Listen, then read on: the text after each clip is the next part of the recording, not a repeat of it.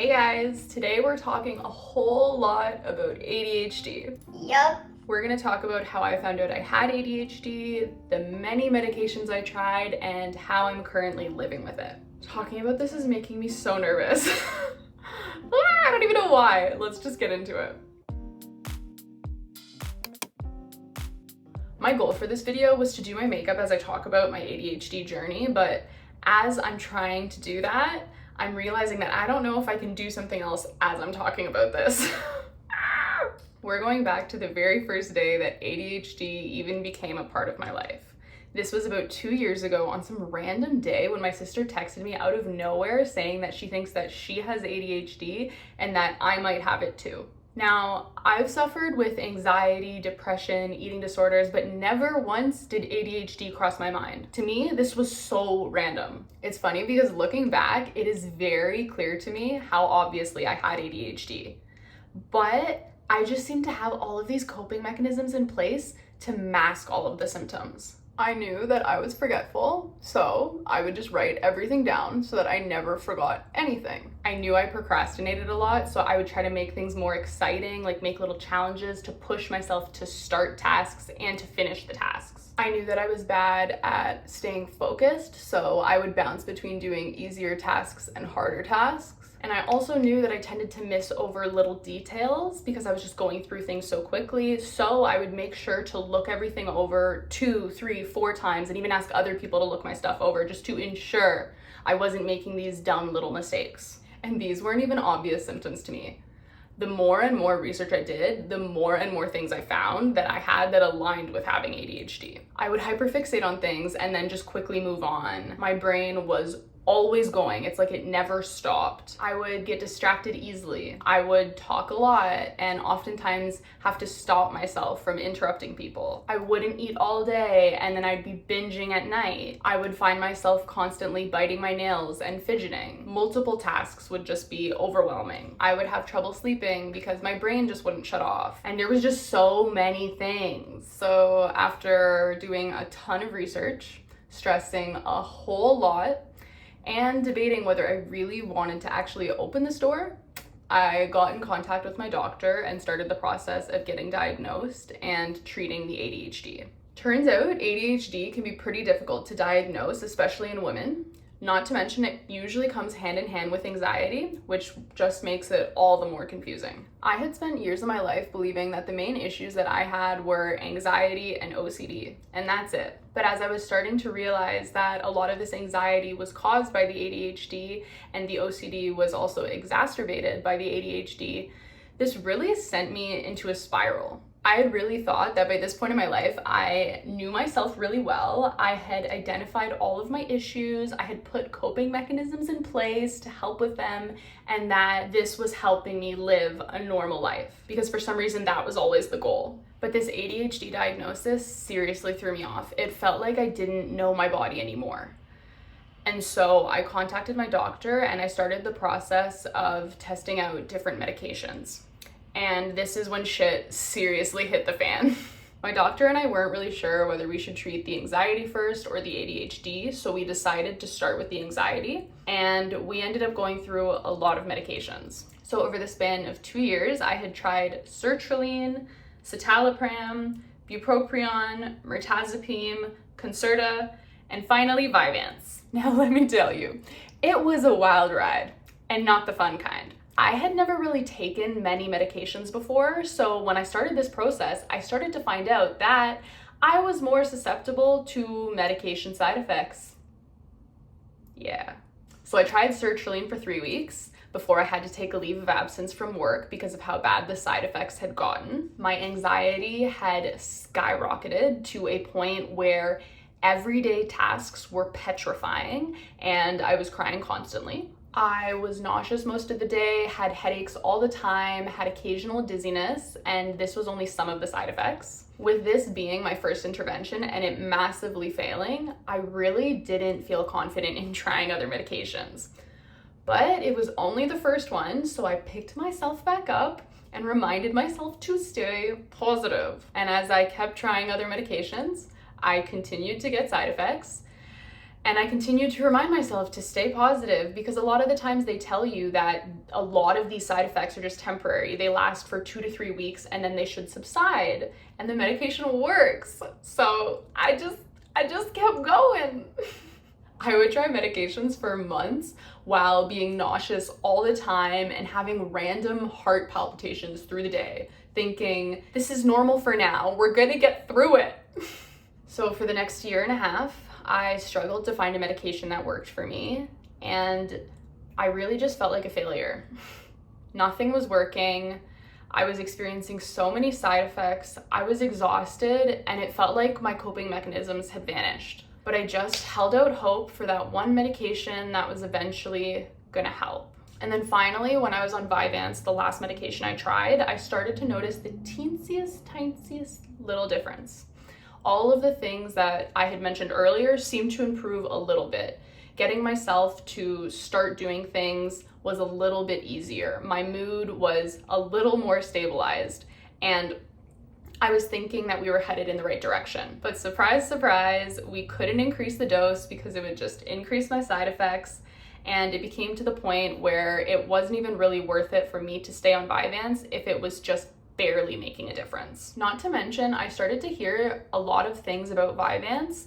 It was coming out that people weren't feeling the same effects they used to, so people would do drug tests and there was no stimulant found in their blood, which makes no sense because Vyvanse is a stimulant. And so at that point, I had just lost all the trust that I even had left in the pharmaceutical industry, and it just didn't feel worth it to me. By this point, I was just so tired of getting my hopes up, trying new medications, and this all just being for nothing. Ever since being diagnosed, it was like nothing was improving. Things were just getting worse. My self-image was plummeting, and I was becoming overall pretty negative. So I decided that I'm done with trying medications and it's time to take my diagnosis into my own hands. Honestly, I had been hoping for a switch, some magical medication that was just gonna come along and solve all my problems. But after 2 years, I realized that it wasn't coming and I was gonna be the one to have to make the change. So I started doing a lot of research on ADHD in women, things you can do to improve your life and live with it. And it's funny because a lot of the things I was finding were the coping mechanisms that I was using before that had completely fallen off, that I now had to reintegrate back into my life. Even just the thought of reintegrating my old coping mechanisms back into my life seemed so overwhelming and exhausting, but I was so unhappy and I knew that I needed to change and I wanted to improve my life. And so I needed to start doing something different. So I started off small, little baby steps so that it wasn't too overwhelming at first. I tend to have these ups and downs where some days I'll have so much energy and I'll be able to get everything done and even more. But then I'll crash and all of a sudden I'll have no energy. Everything feels overwhelming and I don't even want to get out of bed. So on those days, it's really important to remind myself that maybe today I'm not gonna get everything done. Maybe today I need to go a little easier on myself because I can't expect the same output on those low days as I'm getting from those high days. I also knew that breathing really helped me, and I honestly hate when people say, just breathe, breathing helps. Blah, blah, blah, like whatever.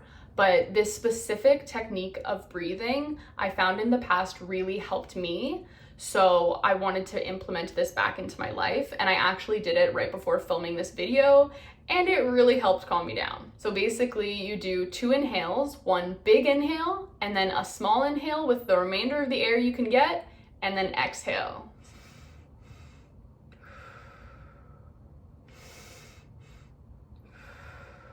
And honestly, just doing that like 5-6 times seriously calms me down. I also know that talking to people really helps, like my friends and my boyfriend, but the other side of that is that I also get very overwhelmed in certain times responding to messages. So if I have a message, I feel too overwhelmed to respond, and then it's been hours, and then it's been days, and then I continue to make myself more and more overwhelmed about it.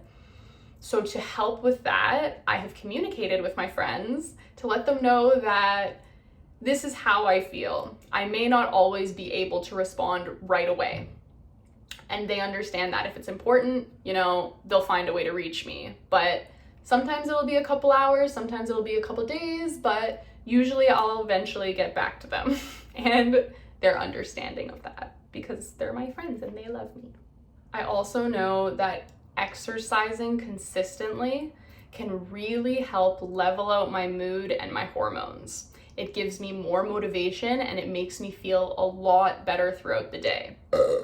Oh, excuse me. So no matter how much I am dreading that workout, no matter how much I am in my head trying to talk myself out of doing that workout, I know that it is so much more beneficial for me if I just do it, if I just ignore all of those thoughts and just start, even though I don't have the energy to do it. Because it'll take me from being a negative Nancy to a positive Polly all in the span of like 2 hours. And I'm pretty sure I won't regret working out. Then there's even just like little things like writing down lists of all the things that I need to get done and then checking them off each day so that I feel that sense of accomplishment. Because for me, I don't know, that seems to help. And people online say it helps too.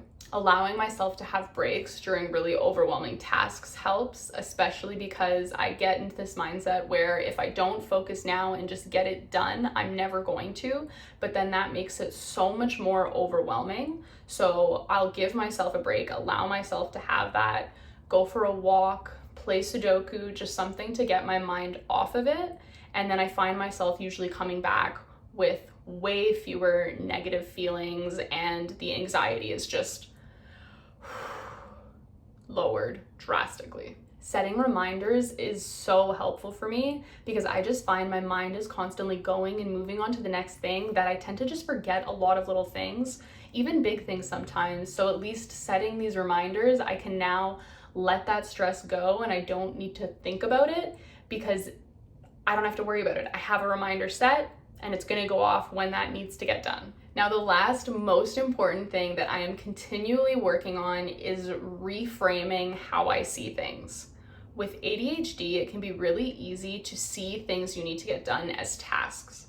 And then within those tasks are the little tasks that it takes to complete the task.